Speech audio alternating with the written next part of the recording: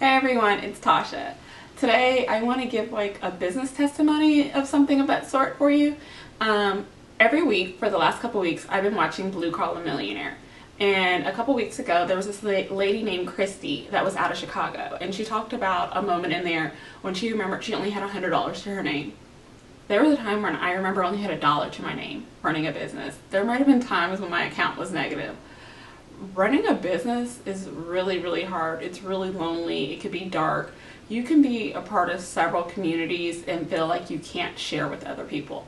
And you feel like you can't share because people are on platforms glorifying their lives, saying, I have a new camera, I bought a Chanel bag, I'm going to Paris. And there's nothing wrong with those things because, I travel. I have a new camera. I have a Chanel bag. I have those things. But I tend to not broadcast those things because I want you to see other elements of running a business. I want to see honesty and truth and where you can connect.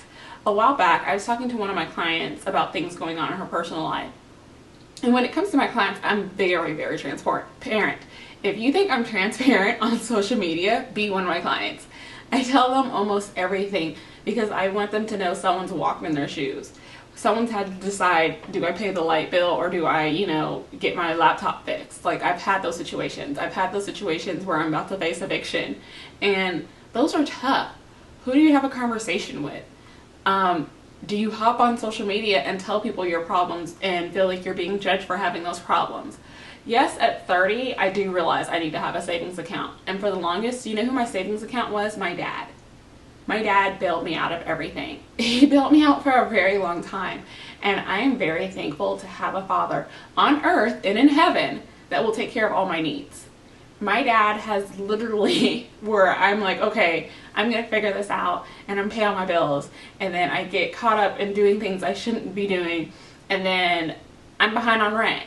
And I remember having to call him and saying, hey daddy, I need $1,000. And knowing at 25, I shouldn't be saying, daddy, I need $1,000. I should be going to my checking or savings account and pulling that money. And I'm not trying to bash anyone for not having their finances in order, but one day we all have to grow up. We all have to understand it's not cool to have $1 to our name. If you think, $20 a week is nothing to save, it amounts to something, because there's someone that has zero. Put away whatever you possibly can. I'd rather you have at the end of the year have $2,000 in savings than none. I mean, I've talked about when I came back from my trip from Miami, literally, I got off the plane to like 30 billion text messages and phone calls from my sister. My car she was driving had broken down. Both axles had broken on my Volvo. That was $1,800 that I had to give. Like, I wouldn't have a car. That was like the option, pay or not have a car. And luckily I had the $1,800. Like, literally, I think I had like $1,900 to be exact to be in my account. And one of her friends drove us up to Waco because that's where it broke down at. And I picked up my car back up. And there's a lifetime warranty on those parts now, but there's a point to it. There, so many times we struggle and we feel like we can't talk to anyone. You can always talk to me. I'm being dead serious. Like, I respond to people's comments regardless because I want you to know someone's there. I remember when I didn't feel like anyone was there for me. The other day, I literally probably had like a 45-minute conversation in the comments of my Instagram post. And the girl said she ended up crying and she felt a lot better because she could have a conversation. It's always easier to talk to a stranger. I don't know why, but it is. So don't feel ashamed that you're struggling through things. I've gone through almost everything in the world, almost gone through eviction, 19 cents to my name. Do you know what it's like to have 19 cents to your name? You can't even go buy candy with 19 cents, I remember a time where I would have $10 and I knew I had to pay tithes, I knew I needed gas, and I knew I needed something to eat. So literally I would give God like $2. That meant I had $8. So $5 would go into my gas tank. I would get, those ramen noodles that were like 30 cents. I would get ramen noodles and a couple pieces of fruit. And that's what I would eat. And I would live off of that. I mean, it sucks, but it's, you know, it's reality sometimes, especially for people that just don't know how to manage their money. And that's the case for a lot of people. It's not shameful. It's not you need to blame someone. It's deciding today that you're going to make a change in your financial situation. It's deciding that you're going to stop giving yourself excuses. It's deciding today that you're going to believe in yourself and stop beating yourself up. Like, that's what we tend to do. We tend to beat ourselves up all the time.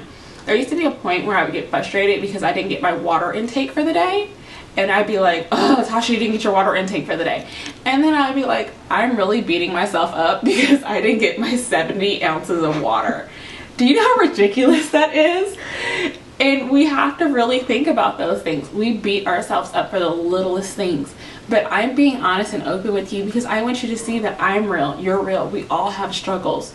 There's nothing new. You're going to constantly have struggles. There's people that talk about it took them 15 years to get it right in business.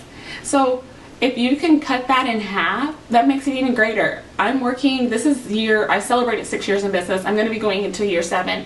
And I just look forward to it. I look forward to the things that I have learned in the past 6 years and what I'm going to learn this year. I mean, I'm planning on bringing on part-time employees, kind of scary. I talk to Brandy about it all the time. You know, buying a building downtown. Not leasing a building, but buying a building, understanding healthcare. There's so many elements of business, and I'm thankful for my struggles. I'm thankful for everything I've gone through because it's made me a better business owner. So just know that you're not going through this by yourself. You're not alone. There's people that judge you, but I'm not going to judge you. I understand.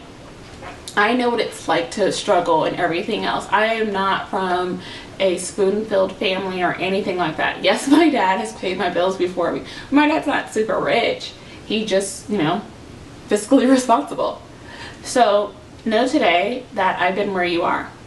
I know exactly what it's like. I know what it feels like. I know the shame. I know the defeat. I know the failure. But one thing I do know is you can triumph. Hope you enjoyed this. I'll talk to you later. Bye.